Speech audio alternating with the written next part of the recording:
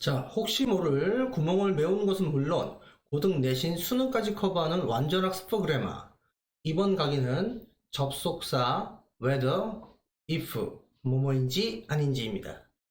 자, 이번에도 여러분들 오른쪽 페이지에 필기 공간에 필기를 하면서 제가 개념 설명을 해드릴게요.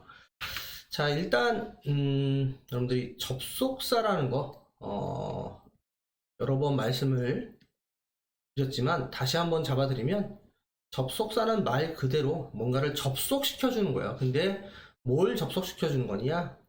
주어 동사를 갖고 있는, 주어 동사가 있는 절과 절을 서로 이어 붙여주는 게 접속사다. 자, 수업 시간에 제가 세모 표시하면 접속사죠. 그래서 절과 절 덩어리를 연결해 주는 게 접속사다라는 개념을 이제 명확하게 가지고 계셔야 됩니다. 자, 예를 들면, 자, I like, 자, 피자. 내가 피자를 좋아해. 자, 그리고 접속사인 and를 썼어요.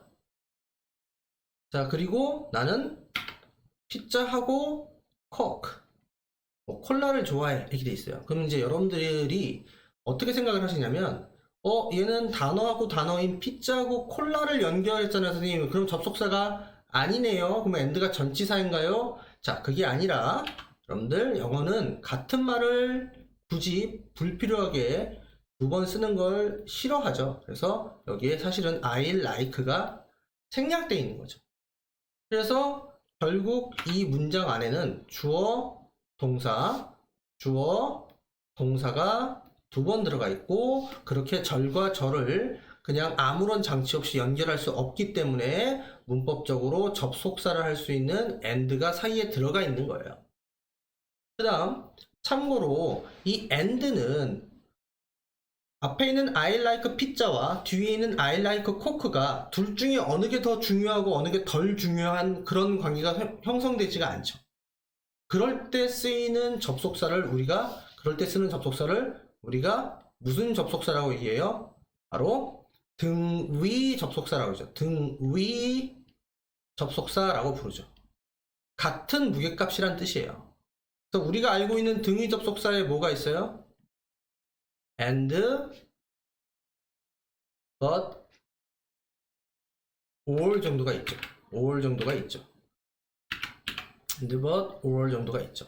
그래서 이렇게 and, but, or로 연결되는 애들은 서로 무게값이 누가 중요하고 누가 덜 중요하고가 아니라 동등하게 연결되는 애를 등위 접속사라고 하죠. 자, 근데 이 등위 접속사에 반대되는 개념인 종속 접속사라는 것이 있는데, 이 종속 접속사가 여러분들 상당히 중요하고 많은 시험에 출제가 되고 또 그만큼 학생들이 좀 어려워하는 개념이에요. 자, 종속 접속사라는 건 말 그대로 뭔가에 종속되어 있다. 즉, 타인 같은 느낌이에요. 타인이 있다라는 건 반대 개념으로 누가 있다라는 거예요? 주인이 있다라는 거예요. 자, 여러분들 많이 들어보셨을 거예요. 어떤 절에서 뭐 주절이 있고요. 다음 종속절이 있고요. 이런 말 들어보신 적 있죠? 그게 바로 주절이 문장의 주인이고, 종속절은 그 주인을 서포트하는 역할을 하는 하인의 개념이다. 즉, 등위 접속사와 개념이 완전히 다르죠. 등위는 둘 다 동등한 지점이라면 종속 접속사는 주절을 서포트하는 약간 부품처럼 들어가 있는 그런 느낌의 접속사를 종속 접속사라고 하는 거예요. 자, 예를 들어보면, 자, I wonder, 나는 궁금해요. 자, 뭐가 궁금하냐? 오늘 배우게 되는 whether if를 한번 써볼게요. whether if he can speak English. 자, 그가 영어를 말할 수 있는지가 궁금하대요. 자, 예를 보시면 지금 접속사 whether if에 의해서 지금 여기서부터 여기까지가 종속절로 하나의 덩어리가 됩니다. 하나의 덩어리가 돼. 하나의 네모칸이 된 거예요. 자, 그러면 어떻게 우리가 이 문장을 들여다볼 수 있냐? 전체 문장의 주어를 I라고 보게 되고 원더를 동사로 보게 됩니다. 당연하게. 그러면 내가 궁금해한다. 뭐를? 이 네모칸 전체를 궁금해하는 거죠. 그럼 이 네모칸은 문장의 뭐가 되는? 목적어가 되는 삼형식 문장이 되는 것이죠. 그러면 여러분들이 생각을 해보시라는 얘기예요. 전체 문장은 여기서부터 여기까지인데 지금 whether에 의해서 만들어진 이 종속절은 전체 문장에서 일개 하나의 부품인 목적어의 역할을 한단 말이에요. 그래서 우리가 무슨 접속사라고 얘기하는 거야? 종속 접속사라고 얘기를 하는 겁니다. 알겠나요? 자, 근데 이 종속 접속사는 다음에 세 가지의 종류로 구분이 돼요. 첫 번째, 방금 본 것처럼 주어 목적어 보호라는 명사절의 접속사. 두 번째, 형용사절의 접속사. 세 번째, 부사절의 접속사로 세 가지로 분류가 됩니다. 즉, 명사절의 접속사, 지금 방금 본 whether나 if처럼 명사절의 접속사가 사용이 돼서 만들어지게 되는 절은, 이렇게 만들어지게 되는 절은 명사의 역할을 하게 된다는 거예요. 명사의 역할을 하게 된다는 건 문장에서 주어, 목적어, 보어의 역할을 하는 그러한 자리에 쓰이게 된다는 거예요. 자, 우리가 알고 있는 형용사절의 접속사는 여러분들이 문법 시간에 뭐라고 배우는 애냐? 바로 관계, 대명사, 관계, 부사라고 배우는 애들이고 얘네들의 특징이 뭐였어요? 앞에 있는 선행사를 수식하게 돼 있죠. 근데 그 선행사의 품사가 뭐냐? 명사예요. 선행사를 수식한단 말이에요. 선행사를 수식한다. 즉 명사를 꾸며준다. 명사를 꾸며주는 건 누가 하는 거예요? 형용사의 역할이죠. 형용사의 역할을 한단 말이에요. 명사를 꾸며주는 형용사의 역할. 그래서 관계 대명사랑 관계 부사를 우리가 형용사절의 접속사라고 얘기를 하는 거예요. 그 다음 제일 종류가 많은 부사절의 접속사가 있는데 이 부사절의 접속사에서 만들어진 이 네모칸 부사절은 문장 전체를 수식하거나 혹은 문장의 동사를 수식하는 그러한 부사로서의 역할을 감당해 주게 된다는 거예요. 자, 근데 방금 말씀드렸다시피 이 부사절의 접속사는 너무 종류가 많아서 그 의미로 분류를 해놨어요. 의미로. 자, 어떻게 분류를 해놨냐? 시간의 의미를 갖는 애, 이유의 의미를 갖는 애, 그 다음 조건의 의미를 갖는 애, 그 다음 뭐뭐일지라도라는 양보의 의미를 갖는 애, 그 다음 뭐뭐 하기 위해서라는 목적의 의미를 갖는 애, 그 다음 너무 뭐뭐해서 그 결과가 어떠어떠해요 라고 결과의 의미를 갖는 애, 그 다음 자 뭐뭐처럼 뭐뭐와 같이라는 그 형태와 모양처럼이라는 양태 접속사, 그 다음에 앞뒤 상황이 대립되는 대조의 상황, 그러니까 보통 양보를 대조랑 같이 놓고 보는 경우도 이렇게 분리해서 따로 보는 경우도 있는데 어쨌든 이렇게 의미적으로 보면 대략 8가지 정도로 그 분류가 됩니다. 그러면 자 우리가 오늘 배우게 되는 whether, if는 이 세 개 중에서 어떤 역할을 하는 애냐면 결론적으로 얘네들은 왜 여러분들이 공부를 하게 되냐? 한 가지 역할만 하지 않기 때문에 그래요. 한 가지 역할만 하지 않기 때문에 그렇습니다. 자, 정리를 한번 해볼게요. 첫 번째 whether는요. whether는 두 가지를 해요. 명사절의 접속사와 부사절의 접속사. 명사절의 접속사일 때는 뭐뭐인지 아닌지의 의미가 됩니다. 자, 부사절의 접속사일 때는 얘가 양보가 됩니다. 양보가 돼서 뭐뭐인지 아닌지든 간에 아무거나도 상관이 없어. 뭐뭐일지라도 상관이 없어. 뭐뭐인지 아니든지 간에 든지 간에 뭐 이런 의미예요. 알겠나요? 자, 그 다음 if는 역시 명사절과 부사절을 하고, 그 다음 우리가 제일 많이 아는 건 if가 부사절을 할 때 뜻을 제일 많이 알죠. 그게 바로 조건이고, 아시다시피 만약 뭐뭐 라면에 해당을 하고, 명사절일 때는 whether랑 완전히 똑같아서 의미가 인지 아닌지 뭐뭐인지 아닌지에 주어 목적어 보호 자리에 쓸 수 있는 그런 명사절의 접속사가 됩니다. 자, 그러면 얘네의 공통점이 뭐예요? 얘네의 공통점은 명사절의 접속사가 돼서 뭐뭐인지 아닌지의 의미로 쓰일 수 있다라는 게 가장 큰 공통점이죠. 그죠? 그 다음 둘 다 무슨 절을 할 수 있어요? 부사절을 할 수 있습니다. 자, 근데 부사절일 때의 의미는 서로 완전히 다르죠.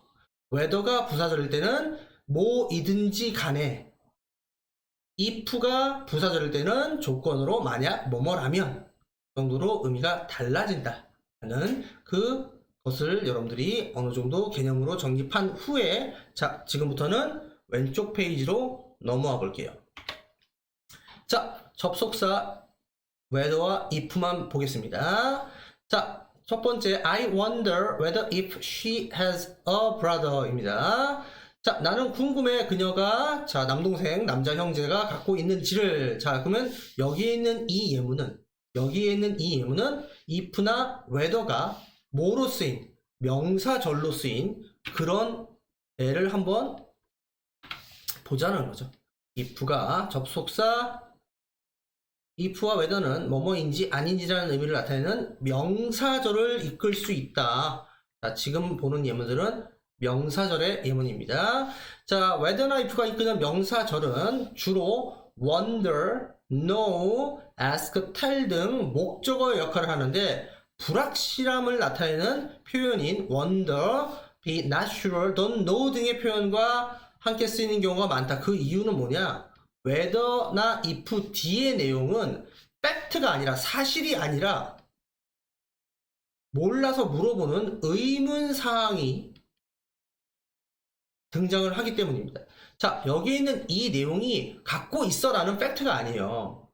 그들이 초대를 받았다라는 팩트가 아니고 모르는 사실이에요. 의문사항이기 때문에 여기에 if나 whether가 앞에 있는 거고, 그래서 얘네가 이렇게 되고 얘네가 이렇게 되고 얘네가 이렇게 돼서 전체 문장이 지금 다 뭐의 자리에, 목적어의 자리에 포진되어 있는 거죠. 목적어를 하니까 명사절이겠죠. 명사절이라는 건 주어나 목적어나 보어 셋 중에 하나를 하면 명사절이라고 하는 거니까. 이해됐어요? 자, 이렇게 명사절을 할 때는 뭐하고 뭐를 둘 다 써도 된다. if나 whether를 둘 다 써도 된다. 자, 이렇게 해서 만들어진 원리가 잘 설명이 되어 있으니까 이제 여러분들이 보시면 되고, 자, or not은 반드시 쓰는 건 아니고 그냥 써도 되고 안 써도 된다. 자, 그 다음 whether와 if의 차이점. 자, 요 차이점을 의외로 모르시는 분들이 많더라고요. 자, 차이점 볼게요. whether와 if 모두 명사절을 이끄는 접속사지만 주어나 보어 자리에는 if를 잘 쓰지 않고 whether를 쓴다. 간단히 말할게요. whether는 명사절의 접속사로 주어, 목적어, 보어 모두 사용 가능해요. 자, 근데 if가 명사절의 접속사일 때 얘는 목적어 자리만,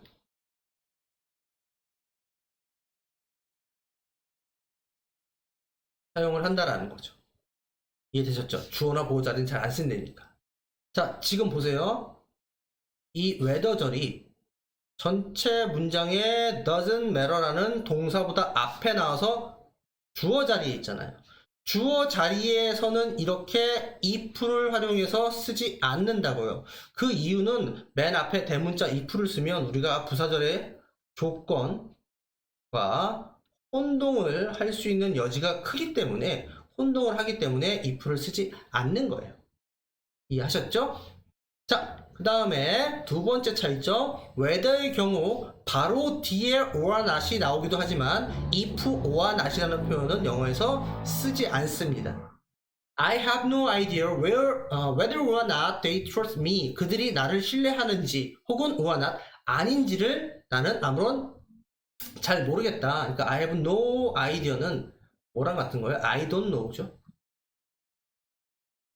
I don't know죠. 그래서 여기서부터 여기까지가 목적어 역할을 하는 건데, 이렇게 or not이 붙어 있어도 상관이 없는 게 whether지만 if or not이라는 표현은 존재하지 않는다. 알겠죠? 알겠죠? 자, 그 다음 whether는 to 부정사와 함께 쓰인다, 함께 쓰일 수 있다. whether to buy. 자, 이거는 우리가 어떤 개념으로 받아들이시면 되냐면, 우리가 알고 있는 의문사 플러스 to 부정사와 같은 개념이에요. to 부정사와 같은 개념입니다.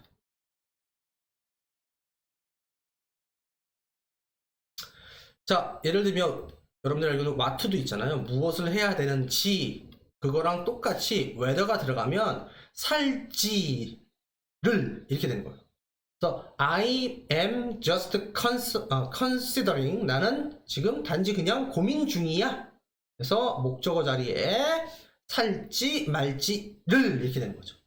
이해되셨나요? 그래서 우리가 알고 있는 의문사 플러스 to 부정사가 명사적 용법인 것처럼 whether to 부정사도 역시 명사 자리에서 명사적인 용법으로 쓰인다 라는 정도만 아시면 되고, 그 다음 지금까지 한 거를 한번 정리해 보자라는 거예요.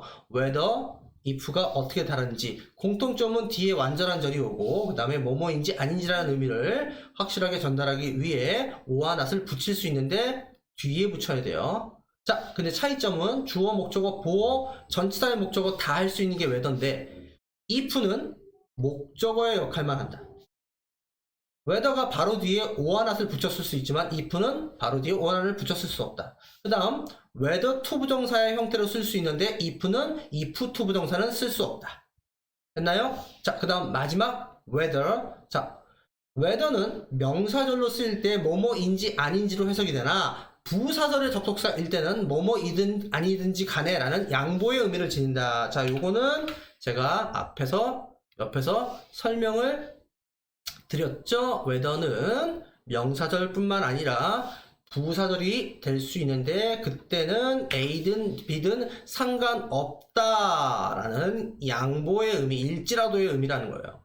자, 지금 여기 있는 이 whether절은 전체 문장에서 컴마로 분리돼서 지워도 상관없는 자리, 전체 문장을 꾸며주는, 전체 문장 뒤에 문장을 꾸며주는 부사의 역할을 하고 있고, 당연히 부사절이고, 그때는 양보의 의미로 읽어낼 수 있는 문법적인 시각이 있으셔야 한다는 거예요. 그래서 네가 그것을 좋아하든 혹은 좋아하든지 간에, 안 좋아하든 간에 그건 나랑 상관없어. 내가 하고 싶은 말은 나는 살 거야. 그래서 뒤에가 강조되죠. 이해되셨어요? 됐나요? 자, 이때는 if로 당연히 바꿨으면 안 되겠죠. if는 부사 들을 때 의미가 완전히 다르니까. 뭐였죠? 조건, 만약, 뭐뭐라면의 개념이었죠. 이해되셨죠? 자, 이번 기회에 제가 오른쪽에서 설명드렸던 접속사의 개념, 등위절은 뭐고 종속절은 뭐고, 그 중에서 자, 종속절에서 명사절, 형용사절, 부사절은 왜 이렇게 이름이 따로따로 구별되어 있냐 하는 역할에 따라서 이름이 달라지는 것이고, 그 다음 우리가 오늘 배웠던 whether와 if의 공통점과 차이점을 명백하게 인식을 해줘서 다시는 whether if를 들여다보는 일이 없게끔 철저히 학습을 해주세요. 자, 접속사 whether if는 여기까지입니다. 자, 혹시 모를 구멍을 메우는 것은 물론 고등 내신 수능까지 커버하는 완전 학습 프로그래머. 자, 이번 강의는요, 자, 명사 뒤에 투부정사가 명사를 수식해주는 투부정사의 형용사적 용법입니다. 자, 일단 개념을 먼저 잡아보면요. 우리가 알고 있는 to 부정사라는 건 to에다가 뒤에 동사 원형을 써서 이렇게 만들어진 to 부정사가 to는 동사에서 왔지만 명사의 자리 혹은 형용사의 자리 혹은 부사의 자리에 쓰일 수 있도록 만들어진 문법이죠. 그 중에서 지금 우리가 지금 배우려고 하는 것은 바로 이 형용사의 역할, 그 중에서도 명사를 수식하는 투부정사의 용법을 들여다보겠습니다. 자, 이렇게 명사 뒤에서 투부정사가 명사 뒤에서 이렇게 명사를 꾸며줄 때는 일단 한국말로 여러분들이 알고 계셔야 되는 건 뭐뭐 할, 뭐뭐 하는 이라는 한국말 해석의 의미를 가지게 된다는 거. 당연히 뭐 여러분들 다 아실 거고요. 자, 조금 더 구체적으로 설명을 드릴게요. 아마 여러분들이 일반적인 문법 수업 시간에 지금 제가 설명하는 그런 투부정사의 형용사적인 용법에 대해서 잘 들어보셨지 못하셨을 거예요. 이번 기회에 완전 학습 for 그래마니까 완전 학습을 할 수 있도록 그렇게 잘 수업을 따라와 주십시오. 자, 앞서 말씀드린 대로 to 부정사가 바로 앞에 있는 명사를 꾸며주면서 한국말로 보통 뭐뭐 할의 의미를 지니게 됩니다. 당연히 명사를 꾸며주니까 우리가 이렇게 부를 수 있죠. 형용사 용법이다. 형용사적 용법이다. to 부정사의 형용사적 용법이다. 자, 근데 제가 여러분들한테 말씀드리고 싶은 건 뭐냐면 이 to 부정사의 형용사적인 용법은 이 앞에 있는 명사가 어떠한 역할을 하느냐에 따라서 대략적으로 한 3가지 정도로 그 의미군이 분류가 될 수가 있어요. 그래서 이 명사가 첫 번째 경우, 자, to 부정사의 의미상의 주어의 역할을 하는 경우가 있고요. 두 번째, 앞에 있는 명사가 뒤에 있는 to 부정사에 대한 의미상의 목적어의 역할을 하는 경우가 있고요.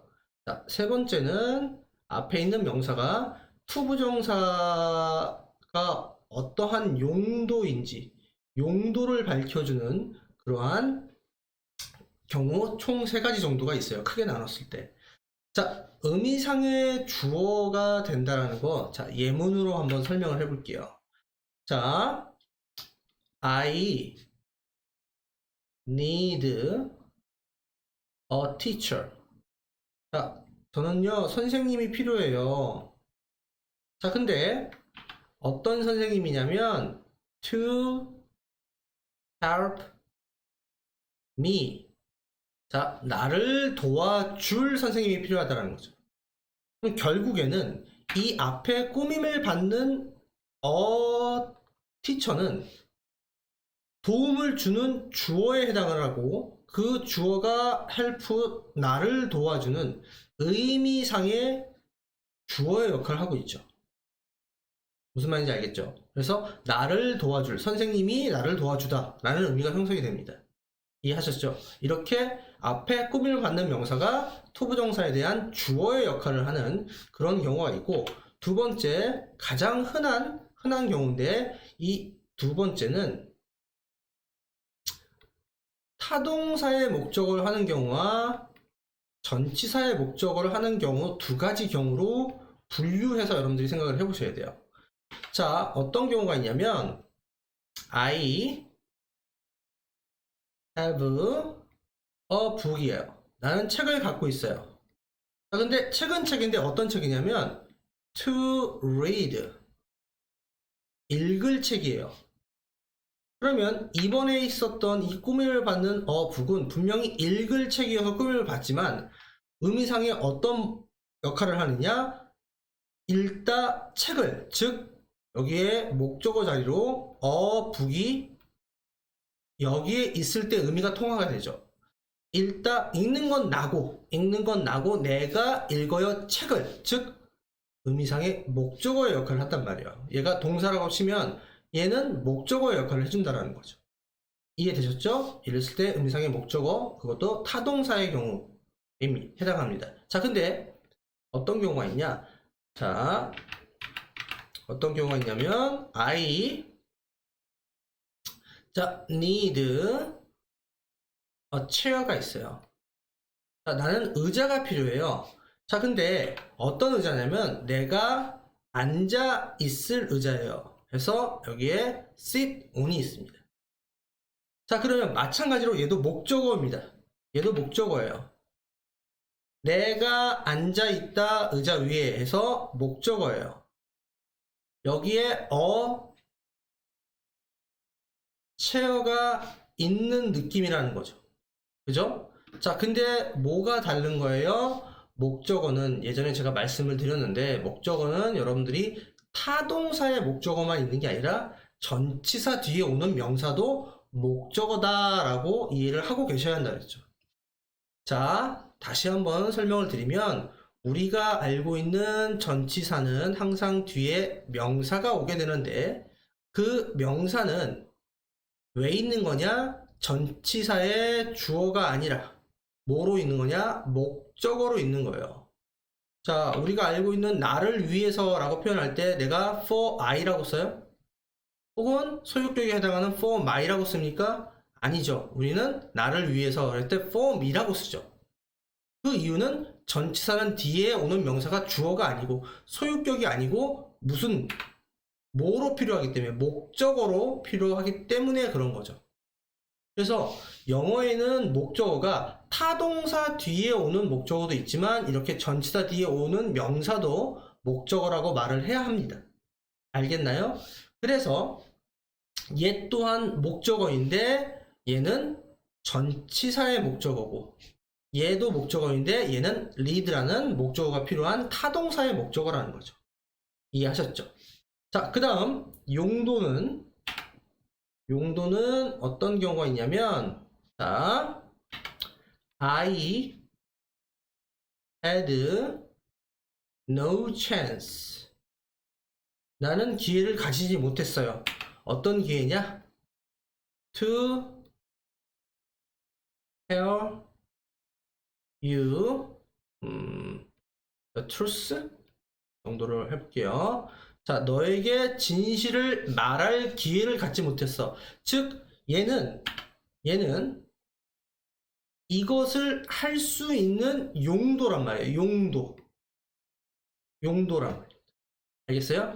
그래서 투부정사가 명사를 꾸며줄 때는 그 내용적인 측면에서 주어의 역할을 할 때, 목적어의 역할을 할 때 투부정사가 쓰이는 용도를 나타내줄 때 총 3가지로 나뉘게 되고 그 다음 여러분들이 시험 문제로 가장 주의를 해줘야 될 건 바로 이 2개입니다. 이 2개. 특히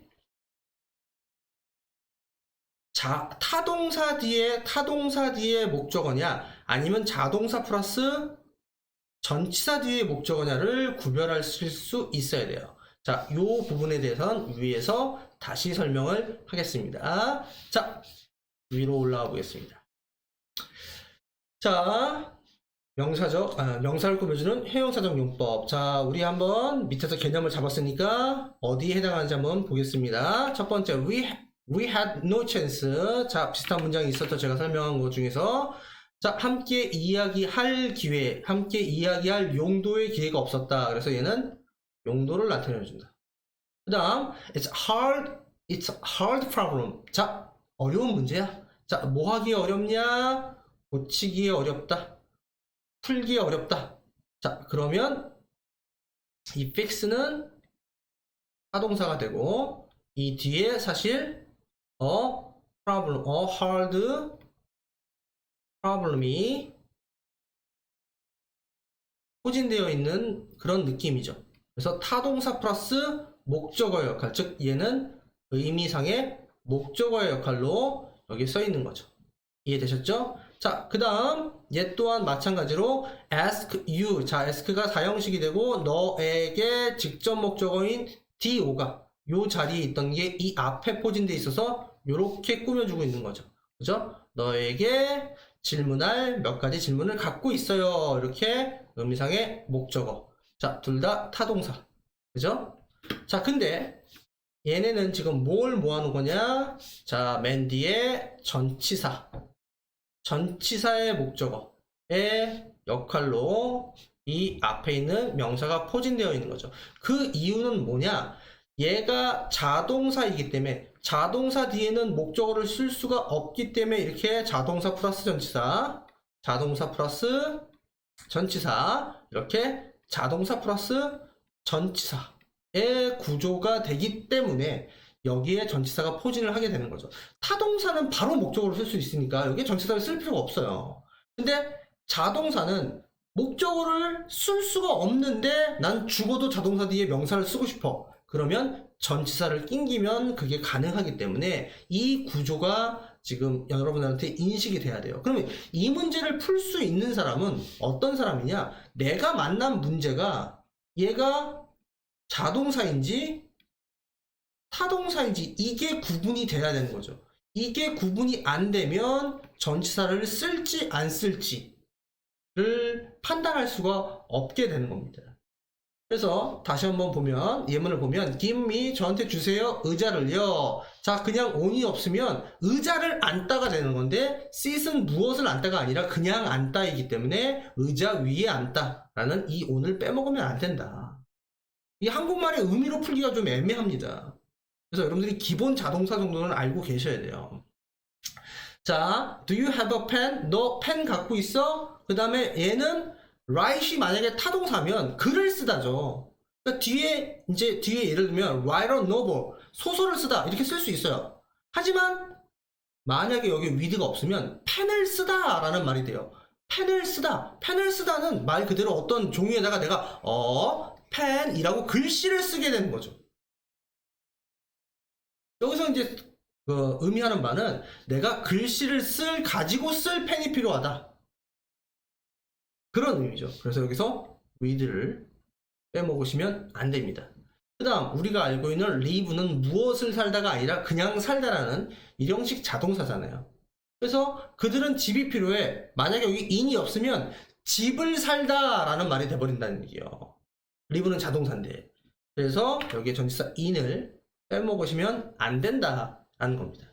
알았죠? 그래서 여러분들이 자동사와 타동사를 투부정사의 형용사적인 용법으로 쓰는 데 있어서 구분을 하실 수 있어야 되고 자동사 뒤에는 반드시 이렇게 전치사로 마무리를 해주셔야 된다. 요게 시험 문제에서 상당히 킬링 포인트의 역할을 한다라는 거죠.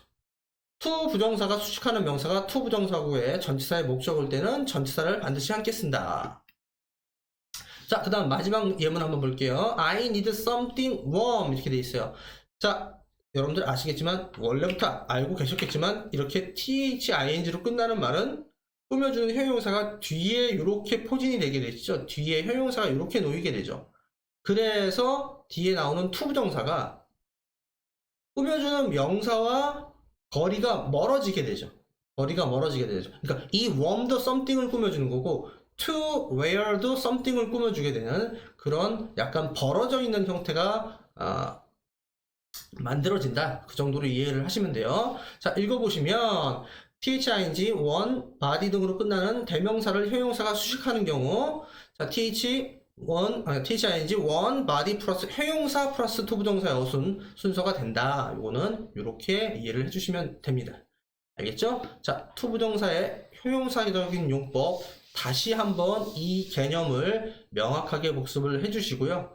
특히 자동사 플러스 전치사에서 이 전치사를 쓰지 않아서 문제를 틀리지 않도록 철저하게 복습을 부탁드립니다. 자, 투부정사의 형용사적인 용법 여기까지입니다.